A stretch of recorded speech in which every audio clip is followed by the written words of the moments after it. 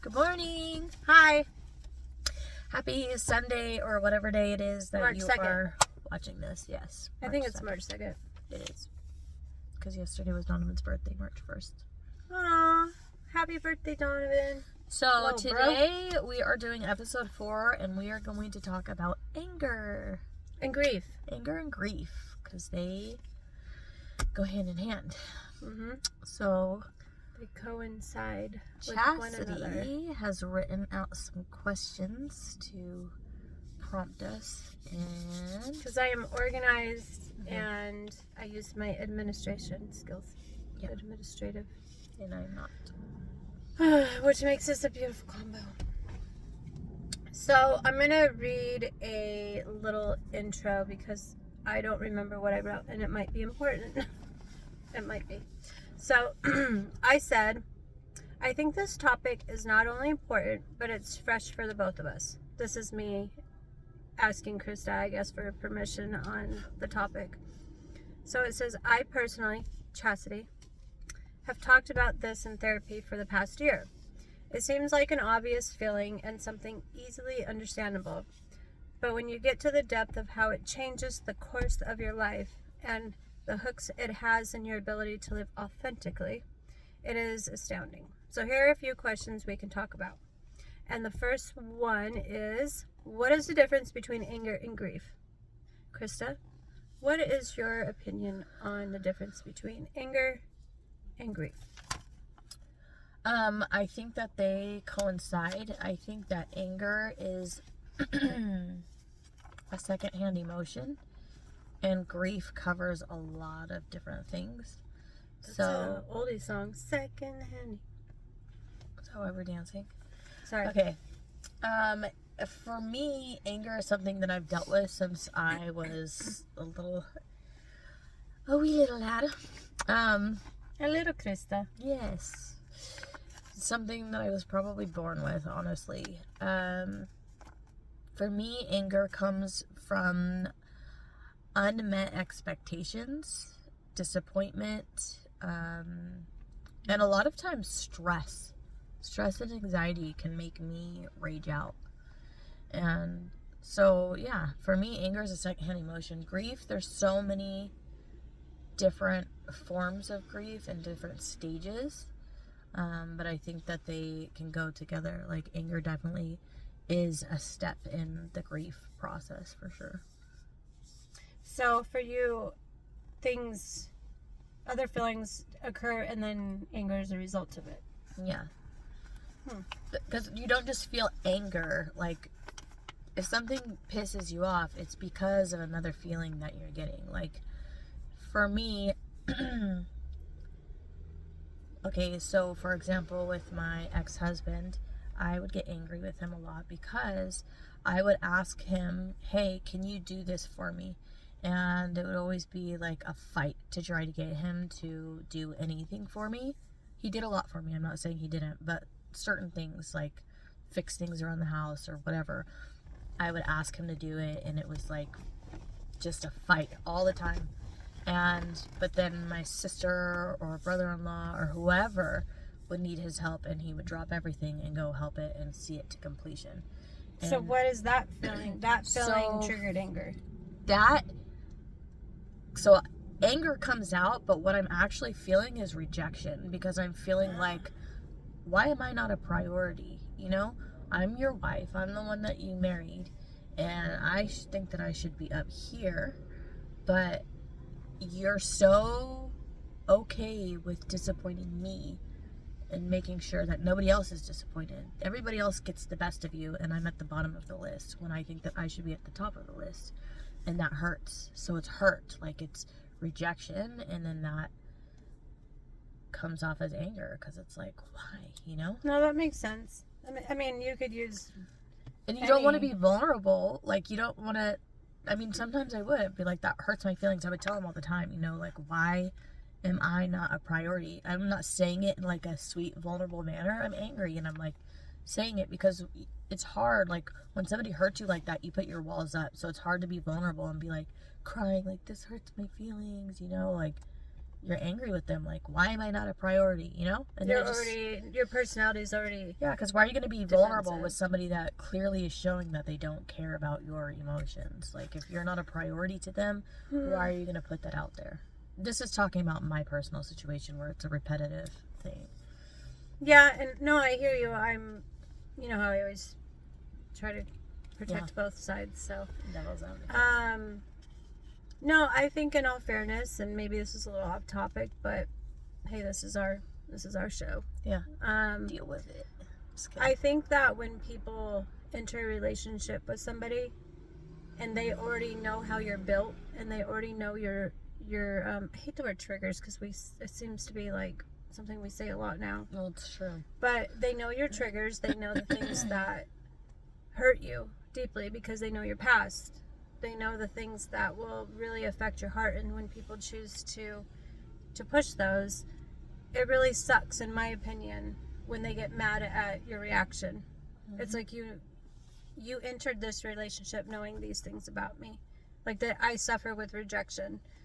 I suffer with that feeling, you know, and then when people make you feel that way and then you react to it, I think it's almost it's a little selfish.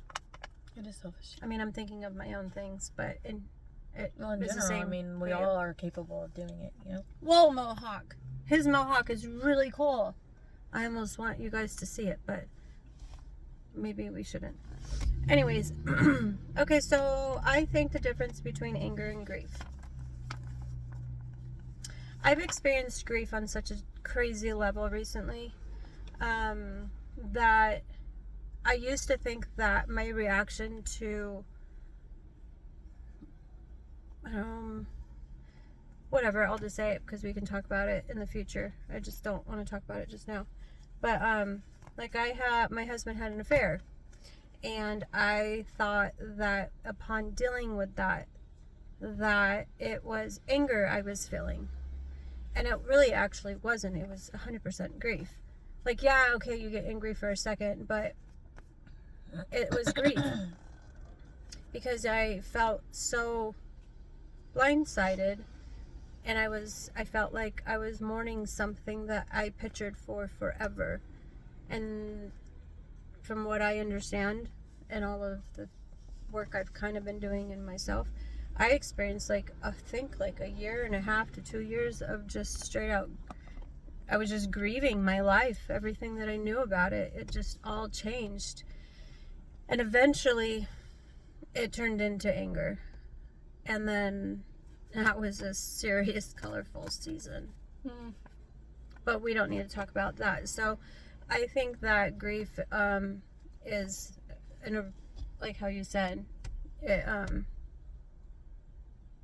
it's an emotion that led to anger. So I think they're very separate things. I think they're very separate.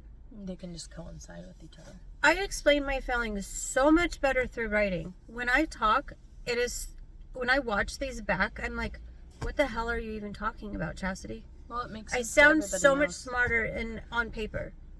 Well, then just start writing it out and then read it. Hey guys, let me read you my writings. Why not? Okay. This is our podcast, so we could do it how we want, remember? Krista, how do you react when you're angry? Not very nice, that's for sure. Okay. Wait, before you answer, really think about it. Don't make yourself sound like this crazy person, because you're not. Like, think about the steps that you go through. And when you get angry, how do you react? I lash out. Take me through the steps of living in Krista's mind. Well, unfortunately, there's not very many steps. There's not like, a count to 10 process. It just is like that. So. Wait, before you answer it,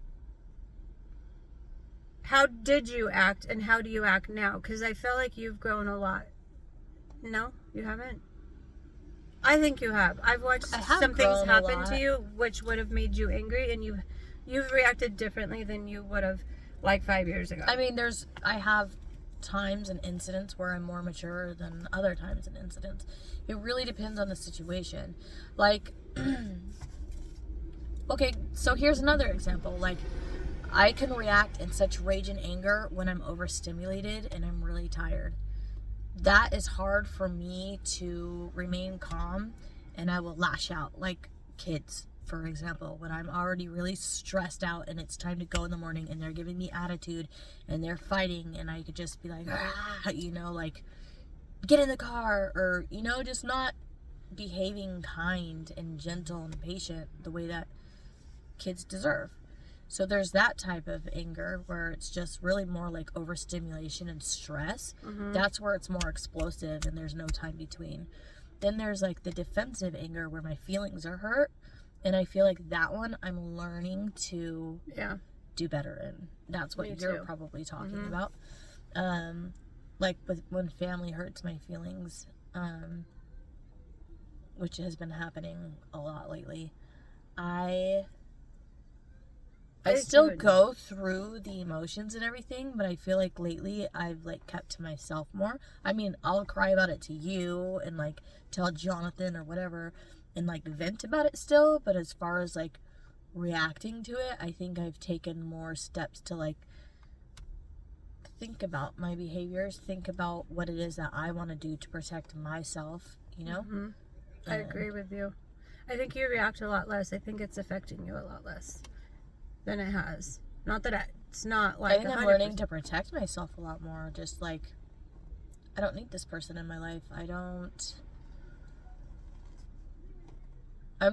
So Jonathan and I, my brother, had a conversation yesterday where he keeps saying we're externalizing. He's like, remember, externalizing and internalizing. Like, because we both have things with family of like how we are treated or things that bother us, and we do a lot of externalizing where they should have done this and they react like this and they're this and that, where we're looking outside of ourselves. But when we internalize and we look at like, okay, what is it that we can control? We can only control our reactions, our behaviors, you know, our thought process. And when we stop looking at them and start looking at ourselves, like we start to realize like those people and how they treat us and what we imagine that they feel about us, they're really feeling about themselves. Yeah. And they're struggling. Yeah, they're struggling with their own relationship with themselves, and they take it out on us. Something about us triggers them about something they don't like within themselves, and we do it too. And so it's just like, instead of sitting here and like, not necessarily gossiping, but in a sense it is like talking about these people to each other, like not about them and their anything to do with their life, but just like vocalizing and saying like, this person hurt me this way and we feel this about them. Like, instead of doing that, we could take a look at, you know, how can we grow from this? Like, what are we learning from this? I love Jonathan conversations. Yeah, he's cool. He's very insightful. Well, I think that, in my opinion, when I'm angry, like you, I think it very much depends on what I'm angry about. I tend to get angry the most, and I think this is safe to say from when I was a kid up until being an adult. I actually feel like I deal with anger pretty well. It's when I am being blamed for something that I have not done. And that goes back to being a kid. I was always in trouble and never knew why. I was blamed for things I never did. My dad essaying me. Somehow my mom blamed on me. So I have a very, very, very deep rooted thing, which I am working through a lot. And that's when I get angry. That is my anger bad button, is when someone is telling me that I've done something that I have not done. I can literally, I feel, my therapist was telling me how he's like, wow, you really, who taught you how to do this? And because I can feel physically the changes in me. I was telling him how, like, first I noticed my heart when I'm getting mad. This is happened at work. I was getting talked down to by an attorney that waited to the last minute to do something, and I was the only person that could fix it, but it wasn't anything that I caused or did. and the way that he was speaking at me, not like to As me. if it was your fault. And almost blaming it on me, and then the demeanor that he was speaking, I instantly noticed my heart rate it started to go up, and then my throat gets really like almost like tight, and then I notice I unintentionally start clenching my jaw will get real tight, and then I get hot, like my cheeks get so hot, and then I actually spark a tiny little fever, like I will get super hot. And that's when I know that bad version of me is about ready to to happen. Yeah. And so I actually got up and I removed myself from the situation. I went to the kitchen, kind of was like, okay, like, Chastity, this is how you were saying, this is a them thing. This has nothing to do with you. Yeah. Don't take it personally. And my therapist really was like very proud and kind of was like, that's like some big stuff for you to acknowledge that you sense that you're about ready to go to a different side of you. But my anger is very much triggered by that, by being talked down to, being talked at, and being blamed for things that are not my fault. Those are my 3 things. Everything else I think I can really actually work through. I really feel like I can get through a lot of those things, but now I think I'm doing really good with how I react to it. And I think that answers the next one. What is your anger rooted in? Well, I answered that. What about you? Well, mine's the same. Not the same, but I think I answered it. Mine is rooted in... I feel like everything always comes down to rejection. Yeah. Anyway. You should bring that up in therapy when you go. Yeah. Say, we need to talk about this. Now, does grief feel worse than being angry? I think we should skip that one. I think it does. Just so you know. I think they go hand in hand. There's so many different... I can deal with angry. Angry goes away. I feel it's a very temporary feeling. Grief sat with me for so long. Yeah, there's lots of different emotions that come with grief, so it's different, What do you mean? Grief. There's sadness, there's anger, there's resentment, there's so many different things. Like, grief is a big, broad subject. Grief. Grief crippled my life. Yeah. Grief, like, seriously almost destroyed everything about me. So I think that learning about grief, and how much it just seriously crippled me. Like, my body physically went through so much. I didn't realize what stress could do to your body, but it literally like broke me down. So I feel like grief is just such an insane thing to go through. So I don't know, maybe I'm just biased at this point with that. Okay. How are you Well, dealing? you just answered all the other ones too. Well, not really. Okay. You answered them. How are you dealing with grief or anger now? Oh yeah, I did answer that. How are you? I'm trying excuse me. I'm trying to just take a moment and just remind myself. Like, my therapist told me when it comes to parenting, he's like, do you want to be June Cleaver? Yeah. Or Roseanne Barr? And I started cracking up because I've been called Roseanne before. So just kind of like taking a moment to realize, like, what I say now because of my feelings and like overstimulation and overwhelming like anxiety and anger, that's gonna go away in a few minutes. But what I say to the people that I love, that's gonna last, and it's gonna shape how they feel. It doesn't always work because in the moment it's so overwhelming that you don't like think about those things, but I'm trying to more, and just like speaking to a therapist and listening to worship, trying to involve myself more into godly things. That's how I'm dealing with it. I think too, knowing the things that do, And cutting them off. I wouldn't say cutting them off, because you gotta Well, learn setting to love people boundaries. for who they are. Like, for instance, I know that with something that you shared with me, like, I think it was like last week or whatever, and I was saying how you just gotta be happy for people where they are, the people that they choose to be around, things that other people are doing. Like you said, it's not a reflection of you, it's of them. So learning to like love people where they are, it's not cutting them off, it's just putting them at a distance. Like, Yeah, I just mean like, okay, so if I remove somebody, I don't want to see these things that are triggering for me, that are right. hurtful for me, so I just blocked them on social media, took them off.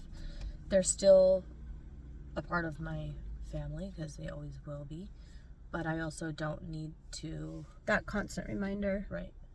And I agree with that. I know that when I was in a really deep stage of grief and anger and all that stuff, just realizing what my new life looked like, I completely took social media out.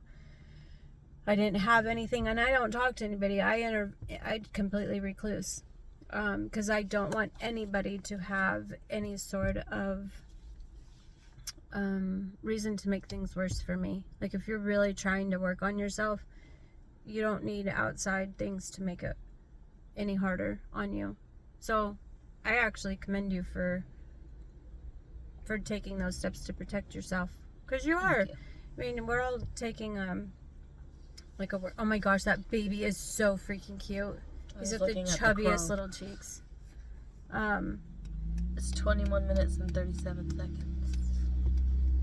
What does that mean? You wanted to keep it at 20 minutes. Yeah, that's true. Well, I feel like this is a really intense, sensitive, important topic. Yeah, and we'll probably come back to it at some point too, you know? Because it's something that we're always going to have lessons. What advice would you give somebody who's in the middle of grieving something, relationships, family? My advice my advice is always to go to Jesus, because I know that sounds so simple and like annoying, but it's true. Like, and that can look like so many different things, but for me personally is like just pray when you're going through grief, because nothing is going to get you through like having a relationship with Jesus, that closeness of knowing that you can come to him and speak to him and receive that peace and joy even in the midst of like grief. That's what's going to get you through. That's what gets me through personally. I agree. My advice is know the things that like make you happy. Like when you close your eyes and you picture yourself and you picture yourself happy, like what does that look like? And do that. So for me, it's being in the middle of somewhere quiet, listening to like birds and nature, for reals. Like, I can't tell you how many times I just went into the backyard because I have a pond, and I just listened to the repetitiveness of water flowing, and I just try to quiet my mind before you allow yourself to walk in the emotions that you're feeling, grief, anger. You can go do some psycho things. You could really honestly make your life so much worse by reacting on how you feel temporarily. So go somewhere quiet. That's my advice. More practical things like that. It sounds so stupid, but I think, what did they say? Emotions are like 2 minutes long. If you can get past the first 2 minutes of a feeling, I think it was 2 minutes or something. So if you can get through like 2 minutes, is the feeling like absolutely like you're gonna rage out. Try to give yourself like that 2 minute pause. Go on a pray. walk. For me, I like to journal. If I can write my feelings out, I get them out of me, and then they tend to not like, I don't walk around with them. And take music, a time out. Music, journaling, music, and Jesus, and animals. Go hug a cat or a dog. Or a goat. A goat.